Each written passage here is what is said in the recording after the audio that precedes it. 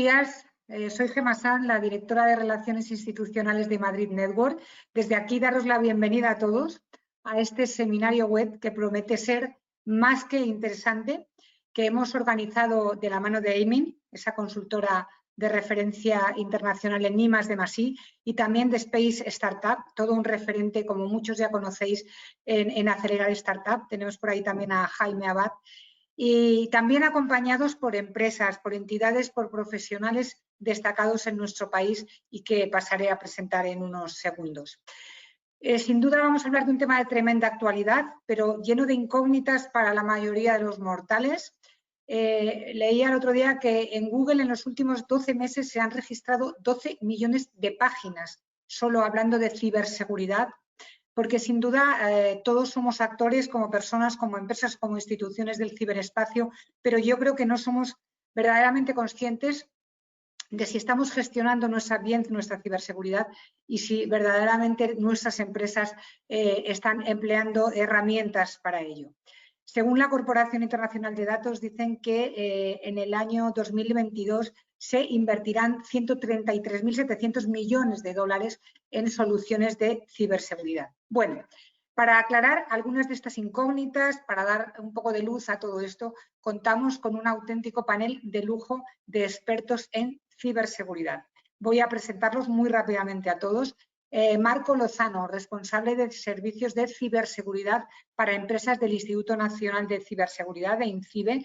Ha liderado proyectos como la Oficina de Seguridad del Internauta y cuenta con una amplia trayectoria en ciberseguridad de 14 años, tanto en empresas como instituciones. Buenos días, Marco, bienvenido y muchas gracias por estar aquí.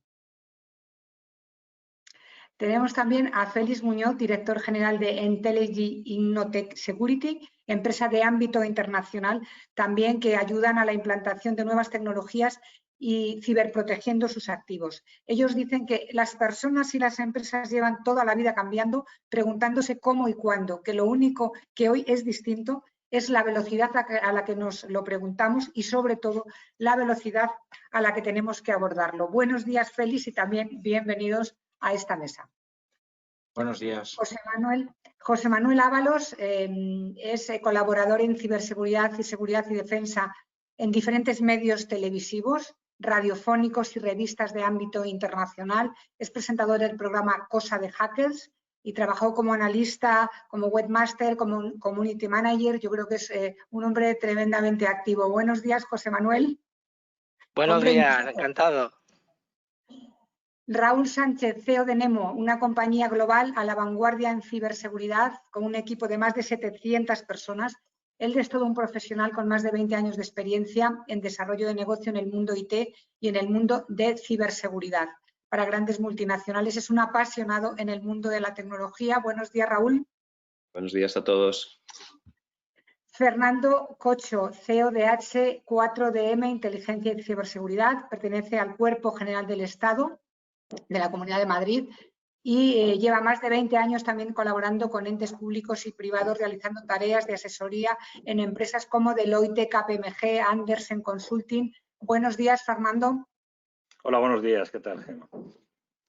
Seguimos. Tomás Castro, CEO de Proconsi, presidente de Conectic, presidente de la AI de Ciberseguridad. Entre otros reconocimientos ha sido galardonado a la mejor trayectoria empresarial por el Círculo Empresarial Leonés, también por el periódico del Norte de Castilla, como mejor trayectoria profesional en nuevas tecnologías. Hombre de gran trayectoria tanto en el mundo empresarial como institucional. Buenos días, Tomás, encantada de tenerte aquí. Buenos días, Gemma. Buenos días a todos. Y Javier Saldaña, director de innovación de Aimin. Ellos, como sabéis, están especializados en la gestión y financiación de proyectos de innovación. El equipo de Aimin ha conseguido más de 750 millones de euros de retorno de inversión para sus clientes en 2003. Así que, bueno, hecha esta presentación, este elenco de expertos que tenemos esta mañana, vamos a empezar ya a entrar en harina con las preguntas. Empezamos con Marco Lozano. Cuéntanos por qué desde INCIBE se considera esencial elevar el nivel de seguridad en las empresas y cuáles son los riesgos a los que se exponen. Bueno, muchas gracias por tu presentación, Gemma. Sobre todo, muchas gracias a los compañeros y más todavía a los asistentes, ¿no?, a este seminario, congreso, mesa, en definitiva, que seguro que arroja mucha luz frente a algunos aspectos de ciberseguridad y que en otros casos sorprenderá, ¿no? Bueno, para nosotros desde el INCIBE tenemos un lema, sobre todo desde la parte de empresas, que es la ciberseguridad genera confianza y la confianza genera negocio, ¿no?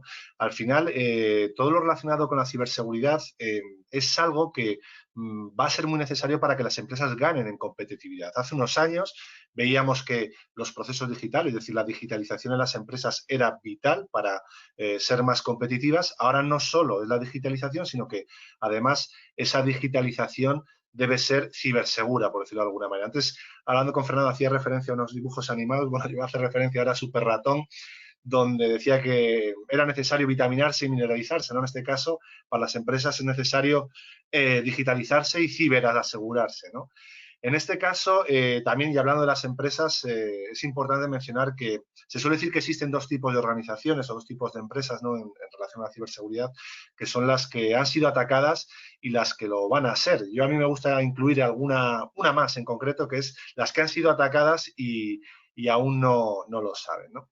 En relación a los riesgos, bueno, luego lo veremos con un poco más de detalle cuando hablemos de las pymes, porque sabemos que España es un país de pymes, pero por no entrar en detalle, ya que mis compañeros seguramente harán referencia a amenazas muy concretas, yo detallaría 3 riesgos que no están relacionados con lo que son los ciberincidentes y que son muy importantes, ¿no? El primero sería lo que es un error de contexto, sobre todo pues relacionado con esas pymes donde no se ven como un objetivo de los ciberdelincuentes. Aquí en León, que es tierra de mineros, solemos decir que nos acordamos de Santa Bárbara cuando truena, y muchas veces en las empresas ocurre algo así, es decir, son conscientes de esos problemas cuando el problema se ha materializado, ¿no? Entonces, bueno, ese sería el primer riesgo, ya digo, no relacionado con amenazas concretas. El segundo, bueno, pues las empresas están preparadas, por decirlo de alguna manera, para perder proveedores, para perder empleados, incluso para perder clientes, ¿de acuerdo? Pero dentro de estos procesos de digitalización, ¿qué es lo que ocurre cuando una empresa pierde la información? Es decir, cuando una empresa utiliza pues, soportes, arquitecturas, infraestructuras tecnológicas que dan soporte a su negocio y que de repente no tienen acceso a esa información. Pues, bueno, hay estudios, de hecho, que indican que aproximadamente el 60% de las empresas que sufren un incidente con relativo impacto suelen cerrar tras los 6 meses de la ocurrencia de ese incidente. Y luego el tercer riesgo que destacaría es el incremento de la superficie de exposición, ¿vale? Hace unos años, pues bueno, los negocios tenían unos servicios digitales que pues, podía ser el correo electrónico, su página web y demás, pero en la actualidad tenemos multitud de factores, elementos, dispositivos que pueden ser susceptibles de sufrir un riesgo, tener vulnerabilidades, ser ciberatacados, etcétera. Por lo tanto, esa superficie de exposición que estamos utilizando a través de diferentes elementos, bien a través del Internet de las cosas, o Internet of Things, o como también me gusta a mí decir una palabra muy típica leonesa, Internet de los telares, ¿vale? Pues estamos elevando esa superficie y, por ende, pues estamos exponiéndonos mucho más que hace unos años. Para terminar, el otro día me preguntaban que hasta cuándo sería necesaria la ciberseguridad en las empresas. Bueno, pues haciendo alusión también a un dibujo animado, a Buzz Lightyear, pues hasta el infinito y más allá. ¿Por qué? Porque cada vez existen más servicios, existen nuevas tecnologías y sin duda vamos a tener que implementar mecanismos, conocimiento, investigar para protegerlas por un lado y sobre todo por hacer frente a los ciberdelincuentes que sin duda han encontrado en esa gran superficie de exposición un nicho de mercado y que lo están explotando de una manera terrible, ¿no?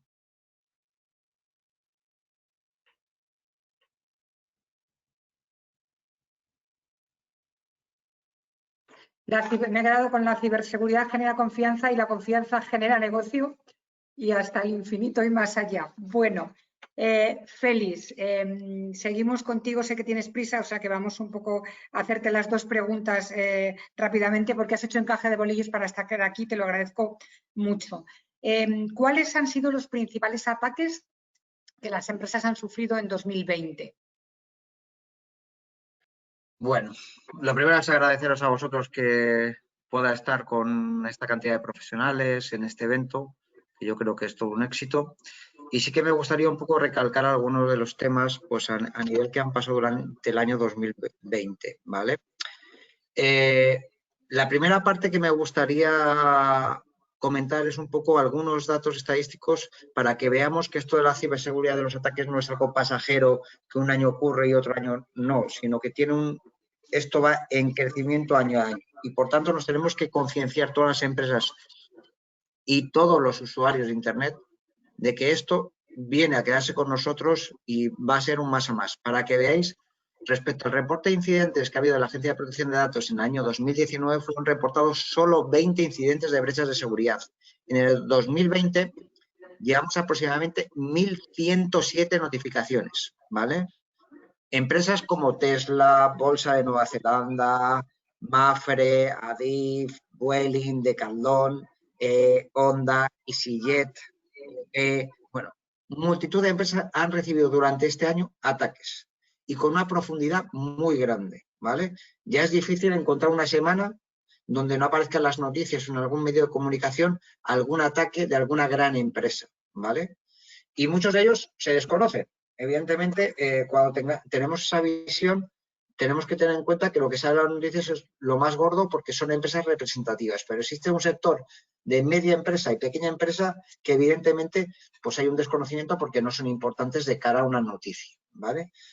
Esto es muy importante a la hora de tener en cuenta esta serie de cosas y de las empresas de los principales ataques. Como principales ataques, el primero y principal que todo el mundo tiene miedo son los ataques de ransomware, ¿vale? Ha habido muchos ataques de ransomware, pero ha habido varias variantes. Antes era un ataque de ransomware no dirigido, ahora en las grandes empresas está habiendo un ataque de ransomware dirigido. ¿Qué quiere decir? Que analizan qué infraestructura tienen, cómo pueden atacarlo y lanzan un ransomware directamente con el fin de hacer el máximo daño posible y pedir un rescate, ¿vale? Esto les ha funcionado en multitud de compañías, sobre todo compañías grandes. La segunda parte es el típico ataque del CEO, en el que tiene que ver pues, o haciéndose pasar por el CEO, por un directivo de la compañía y evidentemente capturan información con el fin de engañar al departamento financiero para que pague una serie de facturas, ¿vale? Cambiando el número de cuenta con un proveedor externo o viendo cómo puede hacer mediante ingeniería social ataques a las diferentes empresas. Tercer elemento, las típicas intrusiones, es decir, como nuestra exposición dentro de Internet cada vez es mayor, con esto de la pandemia todavía es mucho mayor porque tengo a mucha gente teletrabajando desde casa, pues evidentemente la infraestructura que yo tengo que proteger es mucho más grande y está fuera de mi entorno de protección, ¿vale? Eso hace que está habiendo multitud de intrusiones, no solo ataques a VPNs, es decir, accesos remotos, sino ataques directamente a servicios debido a la digitalización de las empresas.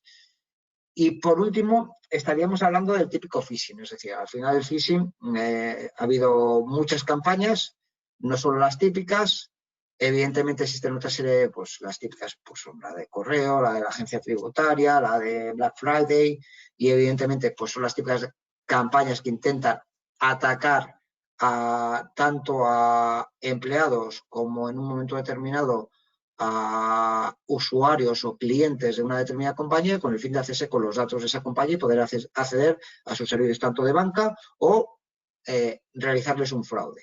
Ahora surge los phishing ya dirigidos con temas de coronavirus, ¿vale?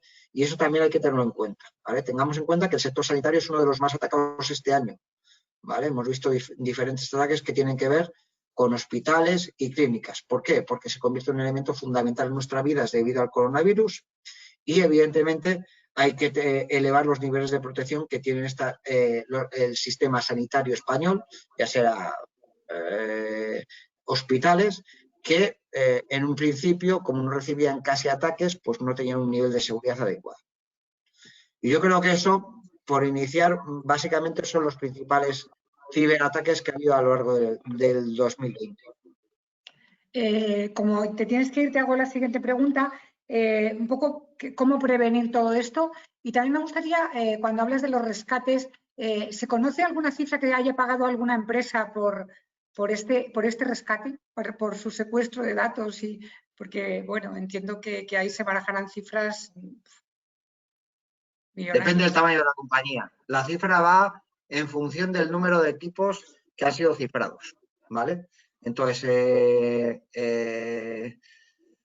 las compañías evidentemente no dicen nunca ni que han pagado, porque evidentemente es un delito, es difícil de cuantificar, pero en muchos de los casos el coste de un pago o un rescate es mucho más elevado que la gestión del incidente, ¿vale? Tengamos en cuenta que solo el pago se hace normalmente en compañías que no tienen un sistema de backup adecuado, es decir, que no pueden recuperar sus datos y sin esos datos no podrían subsistir, ¿vale?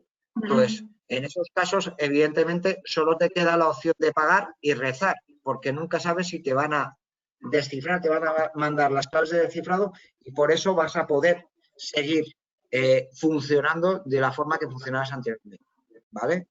Además, tenemos en cuenta que las pymes es algo todavía mucho más complejo. Es decir, las pymes no tienen ni sistemas de backup, muchas de ellas, ni tienen un nivel de digitalización, ni les preocupa la ciberseguridad. Están preocupados, sobre todo ahora con el coronavirus, en subsistir, ¿vale?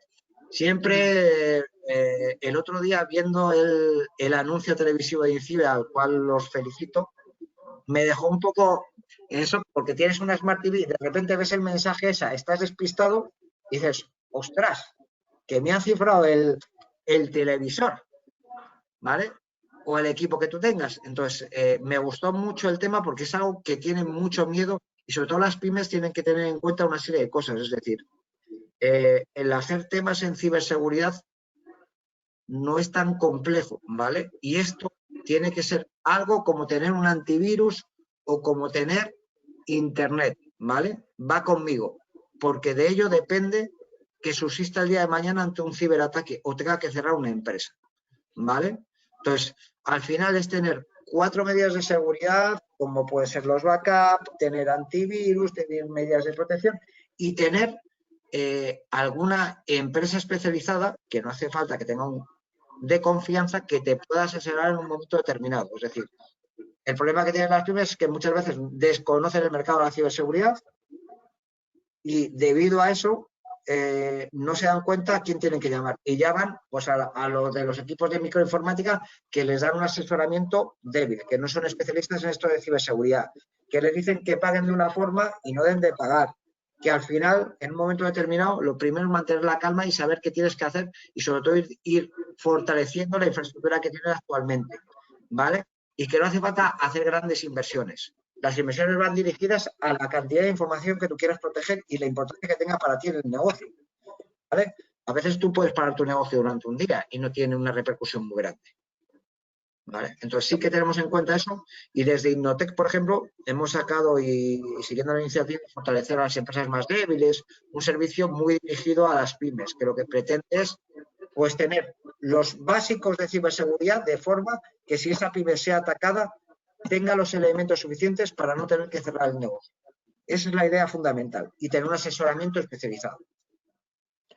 Pues Félix, te despedimos. Muchas gracias por estar porque tienes otro compromiso ahora, así que gracias por tus aportaciones y ahí tenemos a tu disposición para recurrir en un momento determinado. Muchas pues gracias seguimos. a todos. Gracias, Tomás. Gracias, Félix. Seguimos con Tomás, muy cercano a la empresa, muy cercano a las pymes, por ese hub que habéis montado en Castilla y León y por otras entidades. Háblanos, el 99% de nuestro tejido es pymes. ¿Se ha notado un aumento de la inversión en ciberseguridad a raíz de esta pandemia, de la implantación del teletrabajo? ¿O las pymes siguen percibiendo esto no como una inversión, sino como un gasto? Bueno, lo primero, si se ha notado, la verdad es que sí. El hecho de que exista una situación como la que hemos vivido, desgraciadamente, tiene una parte positiva que ha acelerado la conciencia de las empresas, de las personas en general, hacia el uso de las tecnologías. Y en ese sentido, bueno, pues se ve cómo el teletrabajo era totalmente necesario y eso ha hecho que muchas empresas se tengan que preocupar y poner un poco las pilas. Date cuenta que los porcentajes que había digitalizados a nivel Europa, estábamos hablando que mientras que las grandes compañías estaban en un 42%, lo que son las pequeñas empresas y pymes, hablamos de un 16% de digitalización. Esto pasa por distintos países como diferencias entre unos y otros, y también pasa por distintos sectores. No es lo mismo el sector IT que el sector del metal, por ejemplo. Entonces, de alguna forma, esta pandemia pues, ha acelerado el proceso de digitalización. Hay expertos que incluso hablan de que hemos acelerado ese proceso en torno a los 6, 7 años. La verdad es que lo que veníamos viviendo, yo como empresario y no sé, socio director de una de las compañías, ¿no?, a nivel nacional, que es Proconsip, pues veníamos viviendo cómo nos costaba sensibilizar al usuario para la adquisición de nueva tecnología disruptiva, porque lo que hablamos de transformación digital no es poner un PC hoy día, ese camino está superado, aunque todavía hay cuentas, muy pocas, que todavía no conocen ese camino ni la de un simple PC y siguen con una hoja a bolígrafo, ¿no? Pero realmente nos venía costando mucho esfuerzo el hablar de conceptos como el cloud o como la industria 4.0. Ya no te digo del mundo de la ciberseguridad. Y el problema que tenemos es que las políticas de la administración, me da igual tanto regional como general del Estado, no han tenido un enfoque, bajo nuestro punto de vista, y esto ya como sector, adecuado para lo que es la sensibilización en el mundo PYME. Date cuenta que las pymes, o daros cuenta que las pymes en Europa son un 85%, pequeñas y medianas, y en España estamos en torno al 97, me atrevería a decir, ahora no sé la cifra con exactitud, pero superamos el 95. Eso significa que nos estamos quedando atrás, y Europa lo sabe, con respecto a otros países como China, que no tenían esta trayectoria pues desde hace no tantos años, ha cogido una trayectoria en la que compite en Europa con plataformas tecnológicas globales y con otra serie de mecanismos que nos están dejando atrás. ¿Cuál es la preocupación que tiene Europa en este momento? Pues la preocupación es de ayudar en esa transformación digital a la pequeña y mediana empresa y sobre todo también a la administración, ¿no? Porque necesitamos competir en un mundo global con las herramientas que tenemos y disponemos, pero sobre todo fabricadas e impulsadas por nosotros, por nuestros países europeos, ¿no? En este sentido, bueno, pues nos queda ahora un recorrido. Quizás hay que aprovechar esta ola, igual que cuando salieron los ataques de los ransomware iniciales y hubo tanto revuelo en el mercado con el WannaCry, etcétera, y eso generó preocupación porque muchos se vieron identificados. Pues ahora mismo esta maldita pandemia pues lo que está generando es una preocupación de continuidad en el negocio, y solo lo pueden hacer a través de las tecnologías.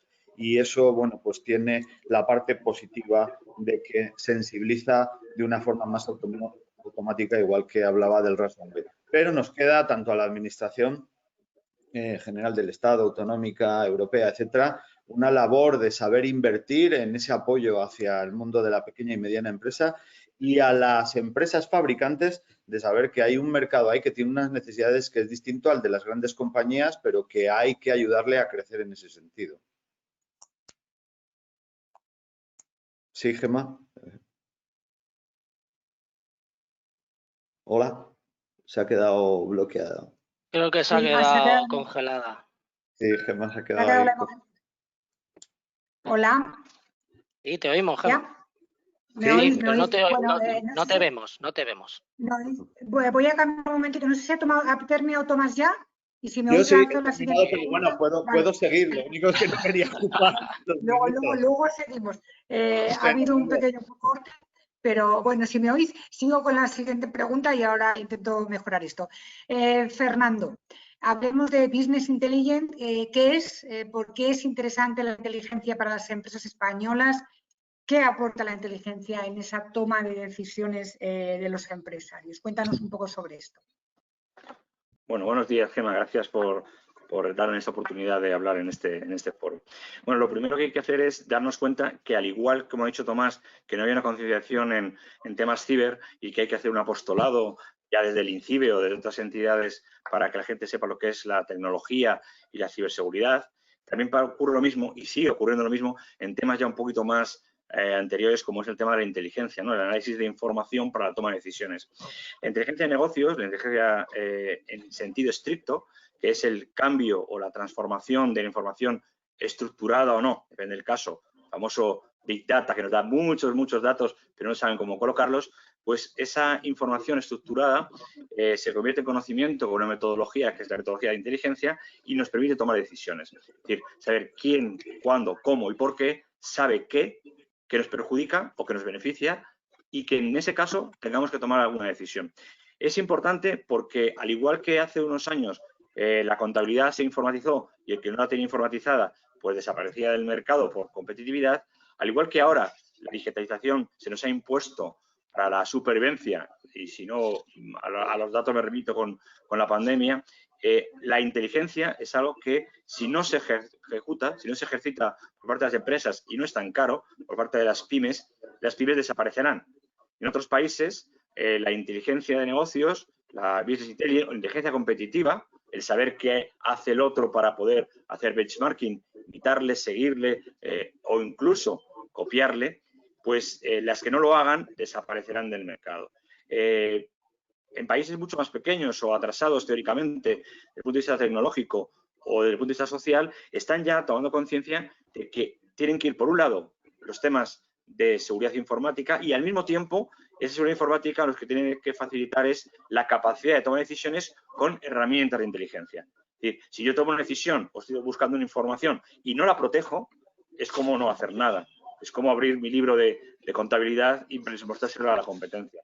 Por tanto, interesa porque es una herramienta necesaria, prioritaria, para poder luego proteger la información, proteger a nuestros clientes, proteger nuestros servicios por canales seguros, etcétera, etcétera. Pero básicamente nos deberíamos quedar con que la inteligencia la inteligencia de negocios es aquella capacidad que tiene una compañía de movilizar los recursos humanos, tecnológicos y, por tanto, de proveedores y de servicios para dar un servicio a nuestros clientes o incluso, ¿por qué no?, avanzar nuevas perspectivas, avanzar nuevos escenarios de riesgo o nuevos escenarios de oportunidades para nuestros clientes. Esos llamados océanos azules, que es lo que no existen realmente, que son las formas de mirar de forma diferente al negocio, de cambiar innovando el negocio para poder adaptarnos al cambio. Hace un par de meses salió un informe de una consultora muy importante norteamericana que hablaba de que todas aquellas empresas que no fueran conscientes de que el conocimiento interno de la compañía era lo primero que tenían que proteger para poder enfrentarse con competitividad al exterior, eran empresas que duraban entre 1 y 1 año y medio, 18 meses aproximadamente. Y las empresas, sin embargo, independientemente de su tamaño, eran capaces de utilizar, aunque fuera de manera intuitiva y rudimentaria, metodologías de inteligencia y protegerlo con algún tipo de sistemas de protección de la información o de lo que se llamaría continuidad digital, aquellas empresas que lo conseguían o que lo hacían, por muy pequeñas que fueran, sobrevivían muchísimo más y el rendimiento, el retorno de inversión era casi quintuplicado en sus facturas. Por tanto, la inteligencia es necesaria, acompañada de la seguridad informática, la ciberseguridad, y unidas sería lo que llamaríamos la ciberinteligencia, que sería la capacidad de utilizar herramientas de inteligencia económica, inteligencia prospectiva, para luego digitalizarlo o para enfrentarnos en el mundo ciber, que es el mundo al que nos dirigimos, teletrabajo, etcétera, etcétera. Yo creo que con eso a la gente se haría una idea aproximada de qué es la inteligencia y cómo la podemos utilizar en un mundo digital actualmente, ¿no? El binomio perfecto, ¿no? Inteligencia de negocios y ciberseguridad. Raúl, vamos un poco más incidiendo en este tema. ¿Cómo ayuda la inteligencia a los empresarios a tomar esas decisiones difíciles, pero esas decisiones útiles? Muy bien, bueno, lo primero de todo es agradecer a la organización y es un auténtico placer poder estar con este nivel de panelistas y también agradecer a los asistentes al webinar, ¿no? Continuando un poquito con el planteamiento que ha expresado Fernando, digamos que la sinergia se está cometiendo, ¿no? La forma de conseguir unificar la seguridad corporativa, la seguridad física tradicional con la seguridad lógica se está dando de la mano precisamente de la inteligencia, ¿no? Cuando pensamos inteligencia para un directivo, por ejemplo, en nuestro caso, ¿no? A la hora de analizar la implantación o la apertura de un nuevo mercado, necesitamos hacer una aproximación muy prospectiva, como decía Fernando, muy basada en múltiples vectores, con equipos muy multidisciplinares. Nosotros en los equipos técnicos sorprendería descubrir pues, que tenemos desde psicólogos, tenemos economistas, por supuesto tenemos gente de auditoría, tenemos gente de infraestructura, pero hay gente, digamos, como a priori muy extraña en los equipos de pura auditoría técnica, ¿no? De infraestructura. Cuando tienes que analizar tu competitividad respecto a un mercado, pues tienes que analizar aspectos legales, jurídicos, políticos, macroeconómicos, lógicamente de tu competencia directa, y eso solo lo puedes hacer con una disciplina de la fuerza y de la antigüedad que te provee la inteligencia, ¿no? En el marco ciber, nosotros consideramos que es absolutamente esencial. De hecho, es el único o de los pocos valores diferenciales que puedes encontrar en esta industria, donde hay una vasta información, me atrevería a decir casi infoxicación, o sea, a los clientes les mareamos con datos y la única forma de poder sacar valor real a la información prospectiva que generamos es mediante técnicas de inteligencia y equipos multidisciplinares, ¿no? O sea, ahora mismo estoy recordando sobre todo pues, nuestras composiciones, por ejemplo, de equipos de Red Team, la composición de los equipos, como decía, súper multidisciplinar. Esa convergencia es absolutamente necesaria para poder dar una seguridad más efectiva, ¿no? Pues seguimos con esta interesante mesa. Ya tenemos preguntas por ahí en el chat, así que vamos a seguir y luego las planteamos. José Manuel Ábalos, hemos hablado de inteligencia en los negocios y ahora me gustaría tocar el tema Internet de las cosas. ¿Ha aumentado la posibilidad de recibir ataques informáticos con la llegada de 5G, con el aumento del teletrabajo? Un poco, cuéntanos. ¿Qué tal? Primero de todo, agradeceros la oportunidad de estar hoy aquí en nombre de Cosas de Hacker y de compartir mesa con estos pedazos de profesionales que yo creo que ya poco me queda por comentar.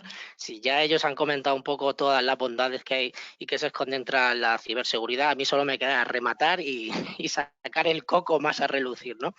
Pero sí, ciertamente, actualmente, como ya han comentado mis compañeros de mesa, la exposición digital y la necesidad en la cual se ven actualmente las empresas, instituciones y también muchas entidades públicas en las cuales cada vez están llevando más toda su información a la nube. Pero recordad que la nube es el ordenador de otro. O sea, la nube no es algo que esté ahí, y sino que se lo digan a Google hace 2 días, ¿no? Cuando nos vimos todos paralizados y nos dimos cuenta de esa dependencia digital, ¿no? Pero sí que es cierto que la entrada de nuevas tecnologías como puede ser el 5G, y espero que no me estén escuchando desde la empresa que me paga la nómina, sí que es cierto que el 5G lo que va a traer es esa velocidad, ese mayor decalaje, ese mayor, digamos, por así decirlo, transacción rápida que va a haber de información en cuanto a los aparatos conectados, ¿no? Que muchas veces, y desde Cosas de Hack queremos crear una sección que se llaman idioteces, ¿no? De IoT, ¿no? De los cacharros conectados que muchas veces nos parecen realmente absurdos, como pueden ser, y que me perdonen los que me están escuchando, consoladores con cámaras de vídeo que están conectadas a la red. O sea, hay cosas tan absurdas y tan bizarras que dices, y ese aparato va conectado a la red, y luego ya cuando te das cuenta de que existen denuncias por detrás de muchos usuarios de que esos datos han sido compartidos, pues ya ni te cuento, ¿no?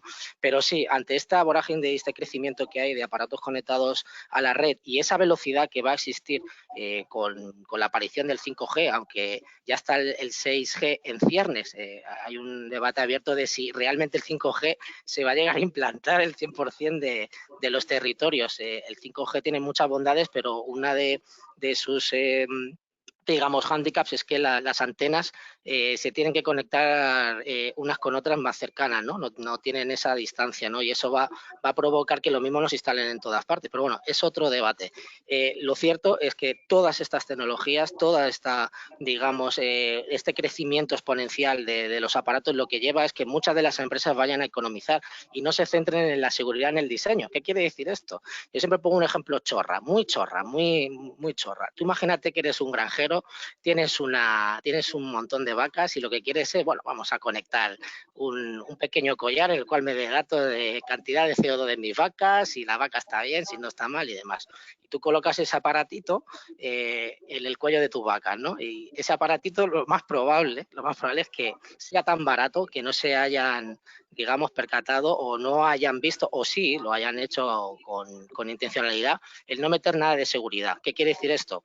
Que si le sumamos eso, que se deja desactualizado, que es pero complejísimo actualizar la firma de esos aparatos. Ya no te digo los que tenemos en casa, que muchas veces se nos hace complicadísimo el decir, pero ¿y cómo actualizo este cacharro conectado a internet? Que muchas veces decimos, ¿para qué cojones he conectado, la cafetera a internet, ¿no? Pues ahí está conectada y seguramente se desactualice. Ahora imaginemos que unos cibermalos o los grupos, las APTs famosas que se conocen, que están repartidas por el mundo, que son las amenazas persistentes, esos pequeños grupos que están financiados muchas veces por estados, pero que no lo podemos decir porque no se pueden asegurar, pues se ponen a buscar esas vulnerabilidades que puede tener ese collar de la vaca, ¿no?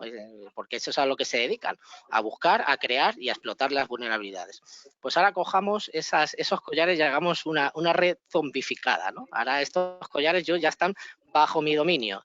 Y ahora lo que voy a hacer es lanzar un ataque de negación de servicio a, qué sé yo, a vacas rusas, ¿no? A los granjeros rusos.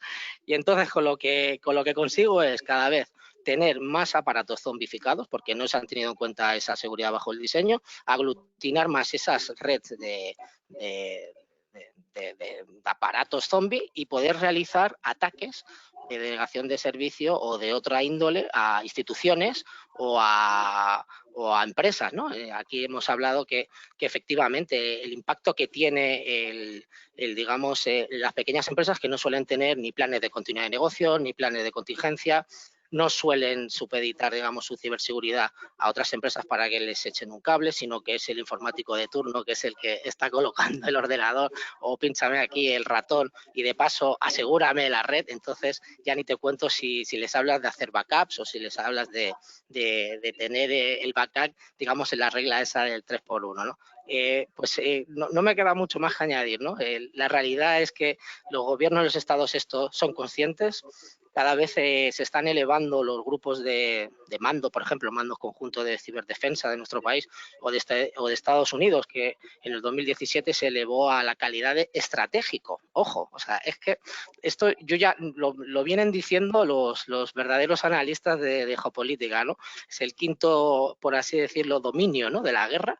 Recordemos que está la tierra, el mar, el aire, el espacio y ahora el ciberespacio. Es lo que están llamando ya algunos como la ciberguerra fría, ¿no?, en la cual ya nos vemos envueltos desde hace unos años. El punto de inflexión lo vimos cuando un grupo organizado de estados como Estados Unidos, creo que también Holanda, Israel, lanzaron un pequeñito ataque a una fábrica nuclear iraní con el famoso Stuxnet, que lo liberaron, e incluso los mandos de Estados Unidos dijeron: la que hemos liado, porque acabamos de abrir un antes y un después, una caja de Pandora en la cual se van a generar ciberarmas. Tal es el punto que hay estados que venden catálogos de ciberarmas y no hace falta que nos vayamos a estados muy, muy raros, ¿no? Por ejemplo, también Japón ha hecho público que va a adquirir un montón de ciberarmas para protegerse en los futuros eventos que tienen, ¿no? Como han comentado por aquí, la reciente pandemia es un evento de carácter internacional y los malos lo saben. Entonces nos van a bombardear con un montón de ataques de ingeniería social, como puede ser phishing o el vishing, por ejemplo, que nos llaman al teléfono el famoso técnico de Microsoft. Ya hemos dejado atrás a nuestro primo nigeriano y a la rusa que nos enviaba fotos. Ahora ya estamos con la idea de que estos grupos cada vez son mucho más estratégicos. Si realizan tareas de OSINT, nos sorprendería la cantidad de tareas que realizan para hacerse con información. Los gobiernos y los estados saben que tener un posicionamiento estratégico en cuanto a tecnología les van a posicionar a nivel mundial con gran relevancia. Esto lo saben los grandes gobiernos. Y entonces solo me queda decirles que ante este mundo incierto y volátil, estemos lo mejor preparados y seamos lo más resilientes posibles en cuanto a ciberataques que recibamos. Muchas gracias. Esperaremos esas idioteces que nos dices. Y seguro que si alguien tiene el 6G son los de León, porque León tienen CIBE, tienen de todo. Está ahí el hub. Bueno, y que los malos no nos toquen las vacunas, que las dejen ahí en paz. Pues vamos un poco acá. Sí. Sí, quería comentar que los malos ya han tocado las vacunas, sino que se lo digan al ataque del CEO que realizaron hace poco en Galicia, o la cantidad de ataques que están sufriendo las farmacéuticas en este sentido, y que ya más de una ha sufrido alguna filtración de información. Pero bueno, ahí lo dejo. Ahí, bueno. Vamos con Javier. Javier Saldaña, las ayudas que puede haber en los incentivos para las empresas que quieran mejorar su seguridad, para las que necesiten hacer esta inversión, que son todas. Así que háblanos, Javier, de esos incentivos, de esas ayudas. Bueno, antes de nada, también agradeceros el formar parte de este panel de tanto nivel que se ha formado en el día de hoy. Con respecto a los incentivos, bueno, muchas de estas actividades que nos han comentado pues, todos los panelistas anteriormente son actividades que en sí mismas son intrínsecamente innovadoras, es decir, muchas de las compañías pueden no tener conocimiento, pero muchas veces tampoco tienen la capacidad de poder abordarlas, ¿no? Y tienen que requerir a expertos, como son muchas de las compañías que están aquí en el día de hoy. Los incentivos al final van variando un poco en función de dónde aplica, ¿no? A nivel nacional, básicamente tenemos 3 tipos de incentivos, que son ayudas, deducciones y bonificaciones por personal dedicado y +D+I.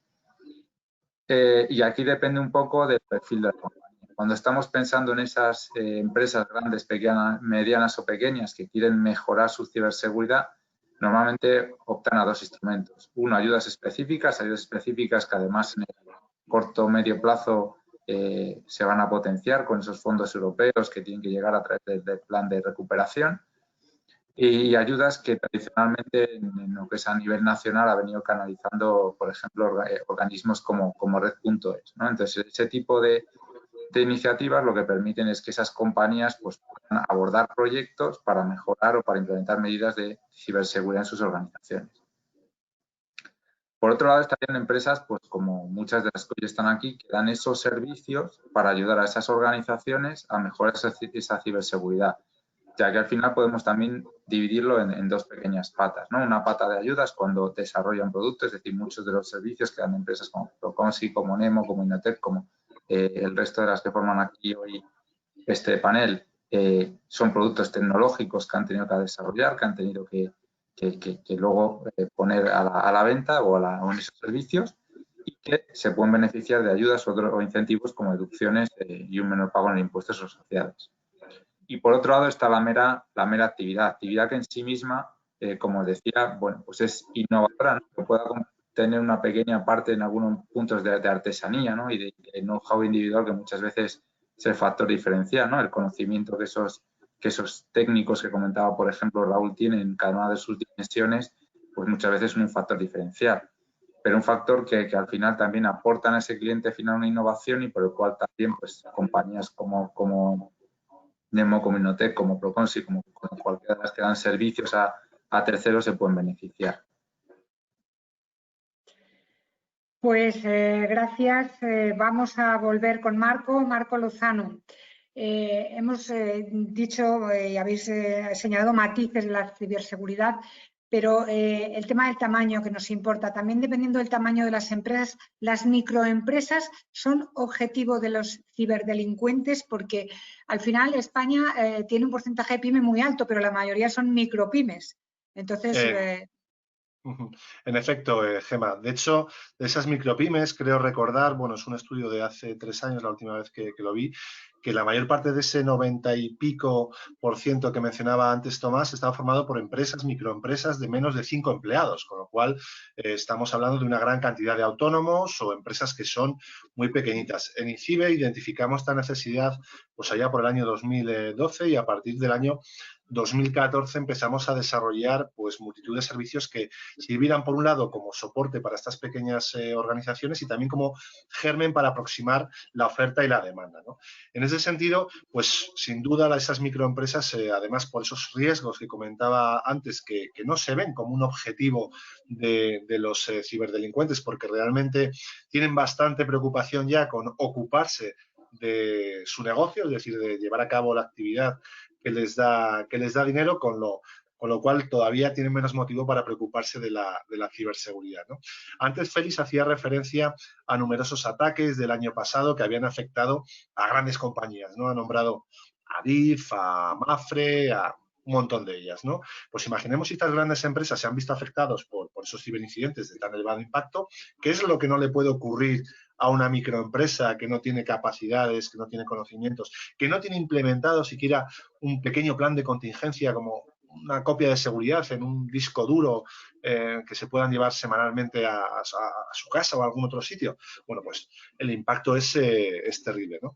Y otro problema muy importante de las microempresas es que cuando tienen algún incidente, y concretamente, pues por ejemplo, el caso de los ransom, es que estas empresas suelen pagar, ¿vale? No se cuenta, pero pagan prácticamente todas. Y yo tengo muchos conocidos, concretamente hace muy poquito un amigo del País Vasco que tiene un estudio de arquitectura, pues me llamó primero para decirme que había pagado por descifrar los 5 equipos que tenía en su oficina. Y dije, hombre, Eusebio, pero ¿cómo haces eso? Digo, ¿no ves que al final pagando estás incentivando la actividad? Y dice, joder, es que solo me pedían 300 euros en Bitcoin, me daban las instrucciones precisas y tal. Digo, ya, pero digo, esto al final es como, le puse el ejemplo de las antenas de los coches, ¿vale?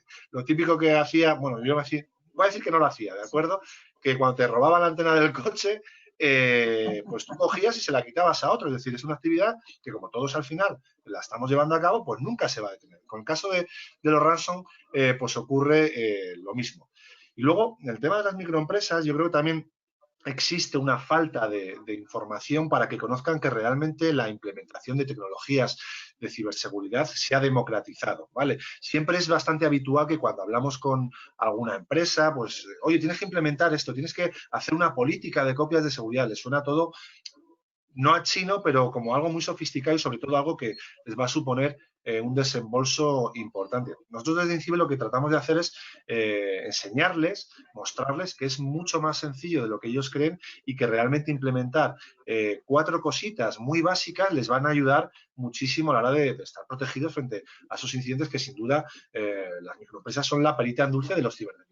Es decir, es de lo que mayoritariamente se nutre. Sí que es cierto que hay ataques mucho más importantes o fraudes del CEO y demás que suponen mucho dinero, pero en términos de escala económica, sin duda, los pequeños, los usuarios y demás son los que están más afectados y los que más interesan a los ciberdelincuentes. También en INCIBE, por esta razón, pues hemos puesto a disposición de estas empresas pues un catálogo de soluciones de ciberseguridad para que encuentren pues cualquier servicio necesario para implementarlo. Para que nos hagamos una idea con esa democratización del precio, hay soluciones anti-ransom para proteger tanto endpoints PC, ordenadores, en definitiva, que cuestan entre 15 y 25 euros al año. O sea, es decir, es muy poquito dinero el que tienen que invertir y que realmente pues les da mucha protección. Luego, algo de que se ha comentado también, de que la ciberseguridad es una inversión, yo particularmente lo veo como un gasto, ¿vale? Lo veo como un gasto porque luego también, cuando tú hablas de invertir y cuando te dice un directivo, oye, que hemos invertido este año 100.000 euros en este appliance y tal, ¿qué retorno tenemos? No tenemos ningún retorno. ¿Por qué? Porque es un gasto. Al final es como otro servicio que tenemos en una empresa, como por ejemplo la póliza de seguros, que nos va a permitir o bien restituir la actividad o que nos indemnicen de alguna manera para que podamos continuar con ese negocio. Los elementos, las tecnologías, los servicios de ciberseguridad vienen a ser lo mismo. Es decir, tenemos que incluirlo en nuestro balance de gastos para que, bueno, pues para protegernos frente a ese tipo de amenazas. Y luego quería hacer una pequeña referencia para terminar, bueno, 2 pequeñas referencias. La primera, anecdótica, es en relación al anuncio de INCIBE, mencionar que nos han llamado para que lo quitemos porque asusta demasiado. Pero bueno, nosotros siempre contestamos también que la DGT en sus campañas también utiliza pues anuncios bastante agresivos porque yo creo que es la mejor manera de generar impacto y que realmente conciencia. Y en relación a lo que comentaba antes José Manuel de la idiotización, que no idiotización, nosotros consideramos que estamos en una etapa yo suelo decir consumerización, ¿no? Es decir, que tenemos muchísimas cosas, que las usamos para todo y que luego además no existe esa metodología que había antes cuando los proveedores ponían productos en el mercado, estaban probados y tenían esas 2 características que eran el producto, o sea, la eficiencia y la efectividad. Es decir, el producto hacía lo que tenía que hacer. A día de hoy no. A día de hoy no es necesario. Es decir, ha sacado pues ese collar de las vacas que mencionaba, ¿no? Pues yo voy a sacar otro y además va a ser todavía más fácil de configurar que el que ha sacado la competencia. Pero evidentemente no valoramos, no tenemos en cuenta esa perspectiva de ciberseguridad tan necesaria para que esas vacas, pues por lo menos, no se zombifiquen, ¿no? Como decía José Manuel. Gracias. Buah, o sea que no vale eso de como soy pequeñito, estoy aquí como en León, en Segovia y no vale. Somos, como dices, una perita en dulce, porque al final son muchas microempresas. Pues sin duda un aviso a navegantes interesante. Y dices lo del gasto, bueno, al final un gasto pero necesario, porque retorna luego también de forma importante si no puedes conseguir o seguir con tu actividad. Tomás, seguimos con las pymes porque al final es el tejido productivo de nuestro país. ¿Cómo podemos ayudarlas en los procesos de digitalización? ¿Por dónde tienen que empezar? Porque al final no deja de ser complejo todo esto para las pymes. Bueno, pues mira, un ejemplo es lo que estamos haciendo hoy. Yo creo que hay que repetir más jornadas de estas e insistir en la asistencia, sobre todo de las pequeñas y medianas empresas, porque son las que viven más el día a día de su negocio en base a que, como tiene una estructura en la que el propio CEO está implicado, pues el día a día se les convierte en todo su objetivo y solo centra una cosa, su objetivo es la caja del día. Mientras la caja funcione, todo va bien. Sí, podemos invitarles a estas charlas, podemos ir como empresas a intentar que nos adquieran la tecnología más moderna, pero como decimos, por aquí entra y por aquí sale.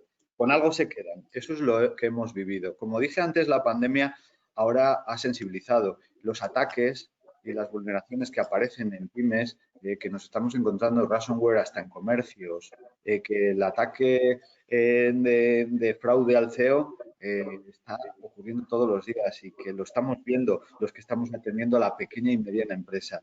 Esas empresas ya quedan sensibilizadas, es como la vacuna, inmunizan ya para siempre. Pero es una pena tener que llegar a eso porque las consecuencias, pues en algún caso ha sido de perder toda la contabilidad. Ha habido un ataque de negación de servicios a empresas conocidas que no son grandes del mundo agroalimentario y extrayendo datos desde Estados Unidos. O sea, todo esto lo estamos atendiendo todos los días, cuando antes lo que atendíamos a estas empresas era poner y activar un antivirus, ¿no? Entonces, hay que contar lo que está pasando, es uno de los temas que podemos ayudar mediante foros como el que estamos y mediante nuestro trabajo diario de acercamiento a la pequeña y mediana empresa. Con el mundo de la ciberseguridad, el problema es que la consumían las grandes compañías y ahora necesitamos que en la transformación digital que Europa está impulsando, antes hablabas del ecosistema en el entorno Inteco, que está aquí en Castilla y León, pero que bueno, no deja de ser un entorno de alcance nacional y europeo en el que trabajamos distintas compañías, sobre todo de las que estamos aquí, lo denominado polo tecnológico, ¿no?, de ciberseguridad. Pues intentaremos desarrollar lo que es ahora el ecosistema del Digital Innovation Hub, en el que los stakeholders con distintos actores tenemos un objetivo marcado por Europa, que es llegar a la pequeña y mediana empresa para ayudarla. ¿Cómo ayudarla? Con servicios. Servicios que vienen, sabéis, de esos 2.000 millones de euros que van a gestionarse en el mundo de la ciberseguridad y de la confianza digital. Bueno, todavía están sin aprobar, ahora se hablan de unos 1.600, ¿no?, en ese sentido. Tenemos que las empresas enfocar esas acciones hacia los consumidores, que también somos nosotros mismos, como tecnológicas, pero está claro que hay sectores, como decía antes, pues mismamente el del metal, con un 6% solo de empresas con una alta cualificación en la digitalización, ¿no? Entonces, tenemos que enfocar y nosotros somos los que estamos realmente al lado de estas empresas para ayudarlas en ese sentido. Con lo cual, tiene que existir una alianza entre administración y empresa que nos llegue al objetivo, a llevar al objetivo de llegar conjuntamente a la empresa orientando las políticas de ayuda. No, de nada vale que las comunidades de España saquen ayudas si están mal orientadas. Realmente hay que saber qué necesidades tiene una pyme, qué necesidades tiene una gran compañía y qué necesidades tiene una administración, que aunque en el fondo en la parte de ciberseguridad sean parecidas, tienen sus matices. hay una cuestión muy clara. Tenemos que ayudar a transformar digitalmente a las empresas, pero con seguridad. Por eso, la capa ciber, que antes llamábamos de seguridad de la información y las redes de comunicación, cuando en vez de INCIBER a INTECO, pues esa capa ciber que ahora se ha cogido ya, bueno, pues como un todo, necesitamos que esté, antes lo dijo creo José Manuel, embebida desde el diseño en todos los procesos. ¿Y qué es lo que ocurre? Bueno, pues que en nuestro Estado, en esos fondos que tenemos ahora para partir de ya, en teoría, 70.000 millones, ya. José Manuel hace así y tiene razón, ¿no? Pero bueno. España puede. Creo que estamos todas las empresas españolas así grandes intentando a ver cuándo sale eso y meter las manos como sea, pero sí, a ver cuándo sale. Realmente es una de las preocupaciones porque Europa lo tiene claro, que la digitalización y la eficiencia energética es el objetivo para el crecimiento y la competitividad en este mercado global. Entonces, lo que no puede ser es que la Administración lo haga sin contar con la opinión de las empresas. Y esto es algo que quiero recalcar como algo necesario para ayudar a las pymes en esa transformación. Tiene que haber una coordinación.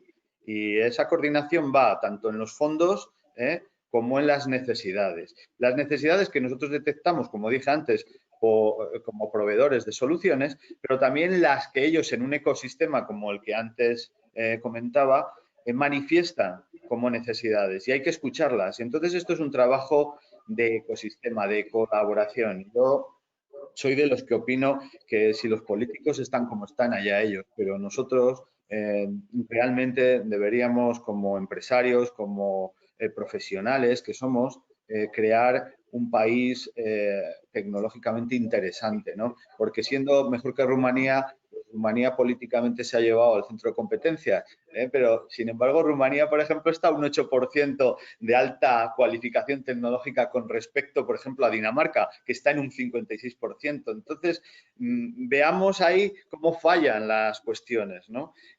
Creo que lo que decía, para cerrar, tenemos que colocarnos como un polo de conocimiento abierto donde se generen distintos nodos, como está pasando ahora aquí en Madrid, Madrid Network, como País Vasco, etcétera, y esos nodos colaborando entre sí, yo creo que pueden hacer no sé, grandes proyectos en este país, sobre todo si se escucha a la industria en su conjunto.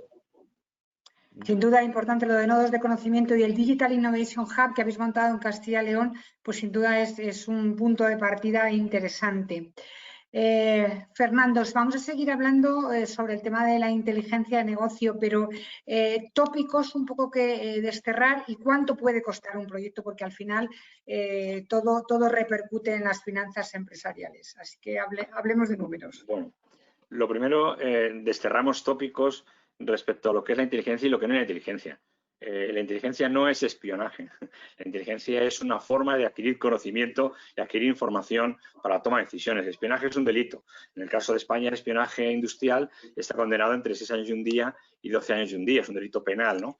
Pero bueno, los tópicos es el secretismo, el mundo de gente extraña, taciturna, gente que no hace absolutamente nada, no tiene vida pública, que se dedica a mirar debajo de las sábanas de los demás.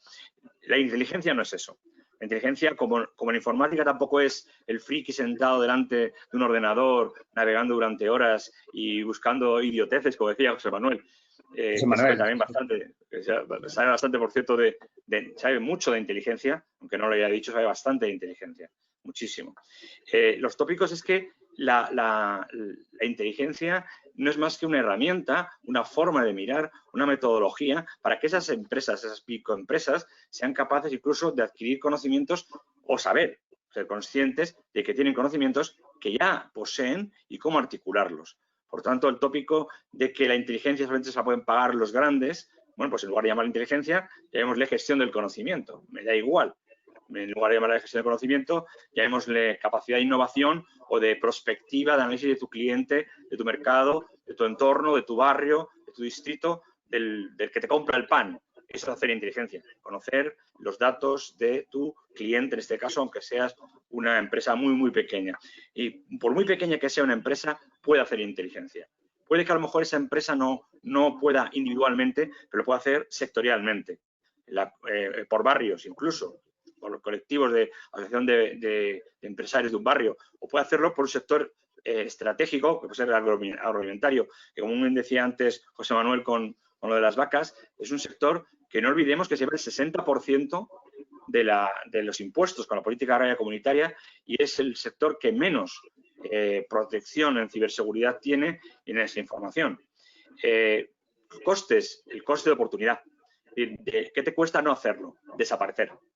El no hacer inteligencia, como el no digitalizar tus herramientas y tu metodología en la medida de lo posible, como no proteger tu información a unos precios que hemos visto absolutamente irrisorios a nivel anual, el no invertir en eso o no gastar en eso, me da igual el concepto que utilicemos, es saber que vas a desaparecer en muy poco tiempo o que no vas a ser capaz de aguantar ya no una pandemia que nos ha pillado a todos desprovistos, sino, por ejemplo, un cambio de rutinas de negocio, un cambio de formas de ver el mundo, un cambio en los procesos de compra.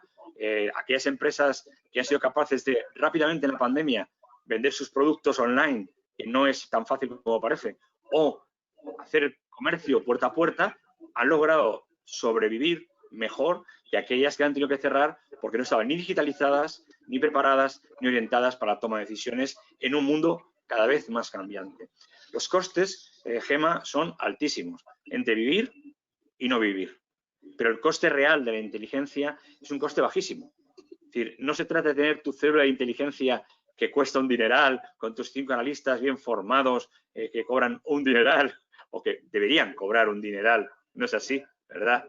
No es así, no se les paga lo que se merecen, porque tampoco hay una cultura de inteligencia como una cultura de seguridad hasta que te llega el riesgo, hasta que te llega el palo. Que INCIBE lleve tantos años, y antes Inteco lleve tantos años evangelizando sobre la tecnología y tengamos que esperar a ataques tan brutales a empresas grandes para que la gente tome conciencia, pues bueno, así nos va. El coste es bajísimo. Y te digo un ejemplo, un coste sectorial de un informe de inteligencia para un conjunto de empresas, no lo que hacen, no voy a decir los nombres, ciertos colectivos de la administración que hacen el mismo informe para todos, sino un informe detallado para un grupo de empresas concreto, 3, 4, 5, un clúster de empresas pequeñitas, te puede salir a lo mejor por 1.500, 2.000 euros adaptado a tu empresa. Eso es costeable, eso es admisible. Si tú ya quieres hacer un análisis de un coste de un soft landing, de una implantación en otro país, una internacionalización, es otra historia. Nos hemos visto, al igual que ahora nos vemos con el tema de la ciberseguridad, ciberinteligencia y el mundo ciber, nos hemos visto abocados a correr más que los demás, porque los demás escucharon más que nosotros.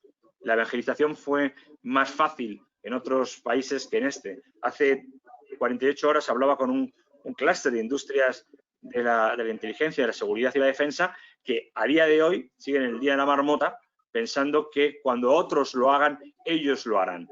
Y estamos hablando de empresas estratégicas, empresas que están moviendo patentes tecnológicas de alto coste y alta productividad. Por tanto, el coste, Gema, es el coste que tú le quieras poner. Hay costes para pymes y costes para grandes empresas. El coste de una pyme es sobrevivir o no sobrevivir. Y por, digamos, para hacerlo a lo exagerado, por 3.000 euros al año, 4.000 euros al año, una tarifa plana, puedes tener tus informes trimestrales de qué se está moviendo en tu sector, qué dice la Unión Europea en esa inmensa plataforma que es Eurlex, que me afecte a mí desde el punto de vista legislativo, qué está haciendo la competencia, una foto del estado del arte de mi competencia. Por tanto, el coste es muy bajo. Tenemos que asumirlo como el coste de la luz, como el coste del agua, como el coste del comercial que tenemos, si es que es un buen comercial, y como el coste de la publicidad. Son costes, gastos que tenemos que tener para sobrevivir. Si los dividimos, será menos coste que si de golpe tenemos que digitalizar, hacer inteligencia, hacer caso al INCIBE en su anuncio y, por tanto, no tendremos recursos. Bueno, bien está. El coste de no implantarlo es muy alto y el coste real es bajo. Así que nos vamos a quedar con eso. Y es verdad, efectivamente, la labor de evangelización a veces es complicada. España tiene un tejido empresario un poco atomizado y es complicado entender todas estas cosas que nos han venido. Bueno, yo llevo, perdona, Gemma, yo llevo 35 años en el ámbito, llamémosle, de inteligencia y paralelos, y en estos 35 años me ha costado, ahora empiezo a escuchar algunas empresas, me ha costado muchísimo que empresas, incluso grandes empresas con facturaciones importantes, escuchen y entiendan lo que es la inteligencia. Y solo cuando han visto a su competidor o a su socio o al que está al lado arruinarse y desaparecer o ser absorbido por una multinacional extranjera, entonces es cuando corriendo te llaman por teléfono para que en 24 horas le resuelvas el tema. Y en 24 horas no se hace inteligencia, o en 24 horas no se digitaliza, o en 24 horas no se hace ciberseguridad. Voy a hacer mala. Lo de perder el pelo no tiene nada que ver con este coste de sufrimiento, ¿no? No, yo me quedé sin pelo por otros motivos, pero sí, te creo créeme que José Manuel, que nos conocemos hace mucho tiempo, el esfuerzo, el estrés de tener que arreglarlo todo en tiempo, plazo y forma, a la velocidad que ellos quieren, a veces nos lleva a que realmente cuando la inteligencia hace las cosas bien, parece que no importa a nadie. Pero cuando algo sale mal, de pronto le echamos la culpa a los informáticos, a los de ciberseguridad o a los de inteligencia, porque no nos vieron venir los peligros. El problema es que no escuchan. Y lo de la calvicie es por la edad, sencillamente. Gracias, una pequeña broma. Bueno, gracias. Para animar la mañana. Raúl, ¿somos conscientes las compañías de cómo evaluar estos ataques reales, de cómo evaluar esos riesgos, de qué hacer para detectarlos? Cuéntanos un poco. Bueno, es una pregunta políticamente no muy correcta la que voy a intentar responder, ¿vale? Yo creo que con todos los panelistas hemos comentado hoy, la superficie de ataque se ha vuelto muy complicada de defender, ¿no? Tenemos que asumir que la seguridad es un estado, es una sensación, ¿vale? Más que una realidad. Aspirar a ser totalmente protegido es una quimera a día de hoy, ¿vale? Puesto que el perímetro se ha diluido completamente. Siguiendo un poquito el comentario que hizo Marco, porque además lo usé en una conferencia el año pasado y tuvo bastante éxito, porque este tipo era muy, muy brillante. El CEO de Cisco, cuando se inventaba las compañías hace 20 años, en efecto, comentaba que había dos tipos, ¿no?, de compañías, las que habían sido atacadas y las que lo iban a ser. Luego evolucionó su mantra, su paradigma, y dijo que había dos tipos de compañías, ¿no?, las que habían sido atacadas y las que no lo sabían. Bueno, el año pasado creo que cumplió 70 años y dijo una tercera última y decía que no definitiva versión a ese leitmotiv, que había dos tipos de compañías, las que habían sido vulneradas y las que lo iban a volver a ser, ¿no? O sea, asumía que todas las compañías habíamos sufrido brechas en algún momento de nuestro tiempo, solo que a lo mejor el retorno de la inversión del ciberdelincuente no había sido la suficientemente atractiva como para realmente habernos querido tangibilizar ese riesgo, ¿no? Por lo tanto, ¿cuál es la exposición? Total. Así de tristemente lo tengo que decir, ¿no? Después de estar de nuestra compañía, al final tenemos un concepto, o sea, un comportamiento hacia la industria, estamos más focalizados hacia corporativos, ¿no? Digamos, la pyme no ha estado dentro del entorno de negocio natural, pero lógicamente hemos tenido que atender incidentes en compañías más pequeñas, ¿no? Y me hacía, bueno, tristemente recordar pues el ejemplo que había marcado con compañeros o amigos que habían tenido que pagar por un rescate, ¿no? Está muy bien decir que es algo ilegal, pero cuando alguien en una pyme de 4 personas les encuentra en su base de datos marca la que sea, pues o paga o realmente quiebra, ¿no? Y no puede llevar dinero a su familia. Entonces, para mí lo que es clave, y te lo encuentras en corporativos y en pymes, o lo que posiblemente sea mucho más sencillo de solventar en una pyme, es el autoconocimiento. Sorprende que las bases de la ciberseguridad no estén resueltas en las organizaciones, ¿no? Y a cuanto más grande, os diría que peor está, ¿vale?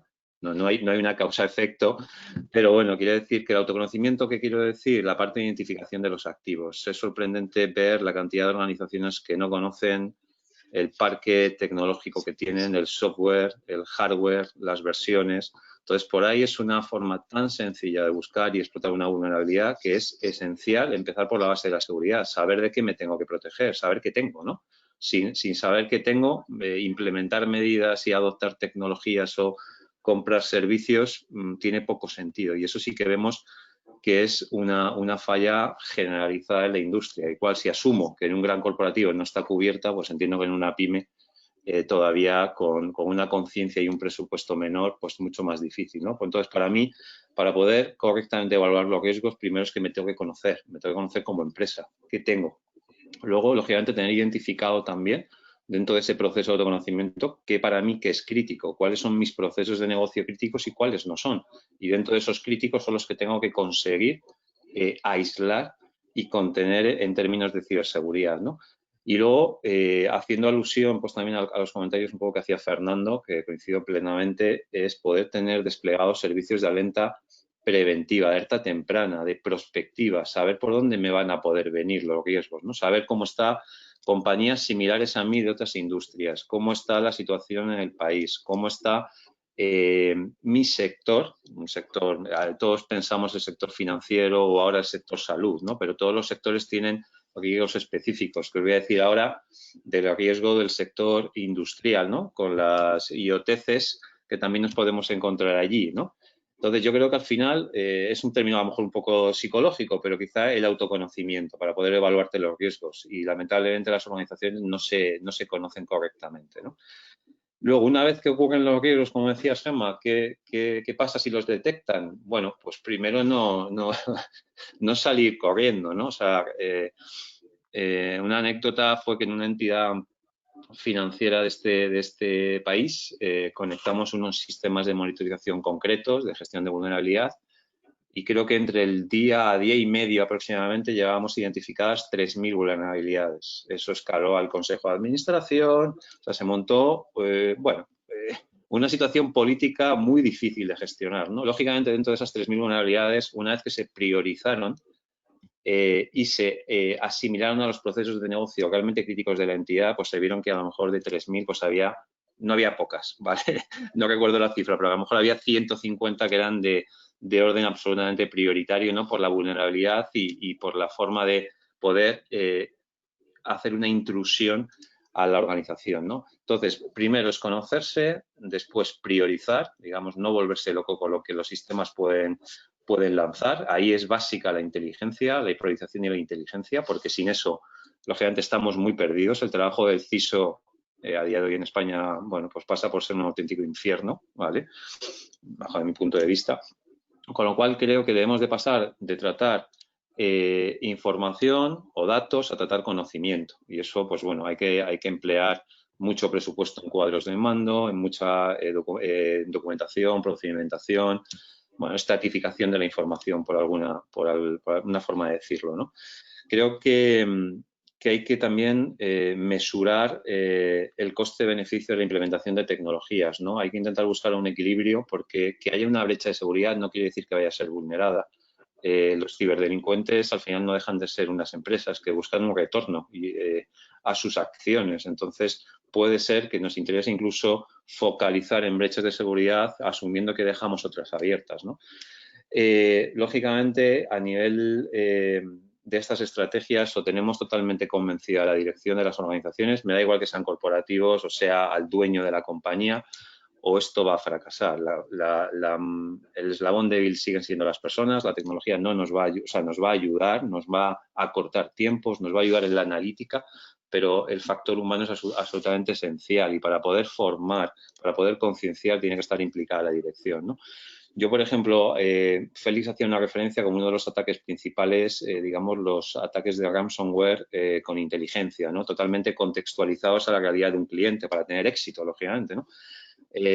Pues unas medidas de backup, aunque sea en frío, son absolutamente esenciales para compañías pyme pequeñas. Tengo un amigo con una compañía de deportes, bueno, es mediana, no nos diría pequeña, bueno, pues que le secuestraron la información. La información simplemente pues venía que había 2 barcos que venían de China con material deportivo, no tenía el control, no sabía cuándo llegaban, a qué puerto, no lo recordaba, lógicamente, pues al final tuvo que pagar. Entonces, si hubiera tenido un backup, automáticamente, aunque fuera en frío, no estamos hablando de alta disponibilidad, estamos hablando de temas mucho más básicos, a lo mejor resueltos hace 30 años, ¿no? Pues a veces yo lo que quiero es que en la ciberseguridad hay que volver un poco también a la base, ¿no? A tener segura los fundamentos de seguridad que creo que también se han olvidado un poco. Bueno, seguimos ya 2 preguntas rápidas porque tenemos varias preguntas del público. José Manuel, secretos de alcoba, no se lo vamos a contar a nadie. Vivimos en una ciberseguridad mundial que hay más allá de lo que vemos en el día a día. Ciberguerra, Gemma, vivimos una ciberguerra. Sí, ya lo hemos comentado antes. Y ya nos creemos que la ciberguerra pues consta de lanzar petardazos, ¿no? Pero la desinformación forma parte de la ciberguerra, la vivimos todos los días. Los gobiernos lo saben y hacer campañas de defaming o campañas de desinformación pues pueden cambiar unas elecciones, ¿no? Que se lo digan a los Estados Unidos y a las empresas estas inglesas, ¿no? Que a través de esa ingesta de datos y de esa, digamos, de esa perfilación de cada uno de nosotros, pues pueden tener datos que ni nosotros mismos podemos ser conscientes de ello, ¿no? El otro día salía un proyecto de IBM que según tus tweets, pues te hacían un perfil, bueno, pues más o menos psicológico, ¿no? A mí me sorprendió, yo me acojoné, dije, no puede ser verdad que hayan sacado esto porque me reconozco. Pero sí, la ciberguerra fría, yo creo que ya lo hemos comentado, vivimos en ella desde hace tiempo, se abrió la caja de Pandora hace 10 años, posiblemente mucho antes. Esto no es otra cosa que bueno, aquí Fernando sabe más que yo y otros especialistas en geopolítica pues tienen más conocimiento, pero el tema de las guerras híbridas, el utilizar distintos elementos desde presión diplomática, de cortes de suministro, bueno, mover algunas tropas e incluso la guerra psicológica que se utiliza a través de las redes, pues todo funciona y todo vale pues para tener ese posicionamiento y digamos y esa altura estratégica que te coloque en los primeros de la fila, ¿no? Por desgracia Europa ya no lo es. El eje geopolítico se está yendo a Asia, o sea, esto es una realidad, el hub ya está por Asia. Antes éramos entre Estados Unidos y Europa, Estados Unidos lo sabe y se ha marchado para el otro hemisferio. Nosotros cada vez estamos en un posicionamiento geoestratégico peor. Pero bueno, seguimos con nuestra historia que contaminamos mucho nosotros, pero no vemos a los vecinos de otros continentes. La cuestión es que se han trasladado, digamos, los diferentes ataques que se realizaban más o menos a nivel físico se han trasladado al plano digital. Esto es una realidad, lo vemos todos los días. No hay mañana que nos levantemos que alguna empresa ha sufrido algún tipo de ciberataque o de filtración de información, pero ya no solo eso, sino ya no hablamos de empresas, sino de gobiernos y estados. Cada estado y cada gobierno lo utiliza como buenamente quiere, ¿no? Nosotros hemos dado cobijo a Falciani, ¿no? Pero en otras partes pues lo están buscando por tener esa información bancaria. Es complicado, muy complicado, porque lo que nosotros creemos que son nuestros aliados no son nuestros aliados, son nuestros acompañantes de algunos objetivos. O sea, porque lo que viene siendo España tiene sus intereses, Alemania tiene las suyas y ya no te digo Estados Unidos que la última no la han liado en Marruecos, ¿no? Pero es que no, esto es una realidad. Los intereses que tenemos cada uno no tienen nada que ver, difieren muchísimo de los que tenemos al lado y lo cierto es que vamos a utilizar cualquier tipo de artimaña o de ciberarma, ¿no? Como hemos comentado, para poder tener, digamos, esa ventaja competitiva y estratégica. ¿Vivimos en una ciberguerra fría? Pues le voy a trasladar la pregunta a los pedazos profesionales que tenemos hoy en el panel, porque yo intuyo que será afirmativo, pero vamos, cada uno tiene una percepción, ¿no? Pero sí, vivimos en una ciberguerra fría. Bueno, te acabamos de... Sí, perdona. Que les traslado la pregunta, tanto a Fernando, Javier... Vale, en la ronda final, si queréis, ya acabamos con tu pregunta. Pero acabo yo con Javier. Javier, hablamos de ayudas, 140.000 millones que van a venir de Europa. Desde la experiencia de Aiming, ¿cómo prevés el futuro a nivel de posibles incentivos para el tema de ciberseguridad? Bueno, poco analizando la información que va apareciendo y que quizá va apareciendo, como decía antes Tomás, muy a cuentagotas, ¿no? Cuando al final todo lo que tiene que ver con el fondo de recuperación tiene un plazo de consumición teóricamente por parte de las compañías relativamente corto, que son 3 años. Aparentemente esos 70.000 millones de euros que van a haber en formato de subvención y que tienen que llegar a las empresas, más de 12.000 van dirigidos a todo lo que tenga que ver con digitalización y con potenciamiento de las pymes, ¿no? En esta línea. Y ahí es muy importante todo lo que tenga que ver con digitalización. Marco lo dijo al inicio de su introducción, ¿no? Que digitalización requiere ciberseguridad. todas esas iniciativas que en muchos casos vendrán en alianzas entre compañías, digamos, usuarios finales, la compañía que realmente adquiere esa tecnología y el desarrollador, pues yo creo que todas las empresas que tienen que ver con el mundo de la ciberseguridad van a tener ahí una oportunidad importante, porque digitalizar cualquier sector, ¿no? Antes se comentaba, pues una industria con todo lo que tiene que ver con IoT, si eso no se protege, si eso no se asegura, pues puede ser un desastre tremendo, ¿no? Entonces, ¿qué esperamos? Esperamos, pues bueno, un poco a ver si nuestros políticos corren un poquito más, se plasman estas ayudas, se canalizan, se identifican quién lo va a gestionar, cómo lo va a gestionar y que esos fondos capilaricen pronto a las compañías y que esos proyectos finalmente se ejecuten y reviertan, ¿no? en una mejora del país en todas las dimensiones. Sí. Es una verdadera tarea, porque tenemos experiencias previas que no han sido muy positivas, ¿no? En lo que se refiere al aprovechamiento de fondos europeos, y la verdad que es una lástima con el potencial que tienen y con lo que puede ayudar al desarrollo del tejido industrial español. Bueno, pues desde el papel que tenemos también cada uno como intermediarios un poco ante las administraciones, que seamos conscientes de ese papel.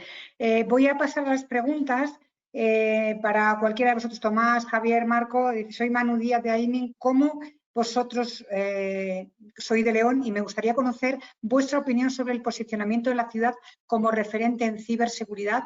¿Cómo pensáis que podemos conectar esta ola y seguir impulsando aún más este liderazgo? ¿Qué beneficios tendría para la ciudad? Coime, estáis callados todos. Bueno, a ver, mi opinión sobre esto es que yo soy de los que creo en la deslocalización. Creo que un país tiene que mover sus estructuras, y esto de que se habla del retorno y de intentar cubrir los sitios despoblados, ahora mismo es una oportunidad con las nuevas tecnologías. Y en este sentido yo creo que se ha hecho un trabajo importante en la implantación del INTECO y hoy día INCIBE, en lo que es pues, un instituto que se ha ido centrando y especializando cada vez más en el mundo de la ciberseguridad.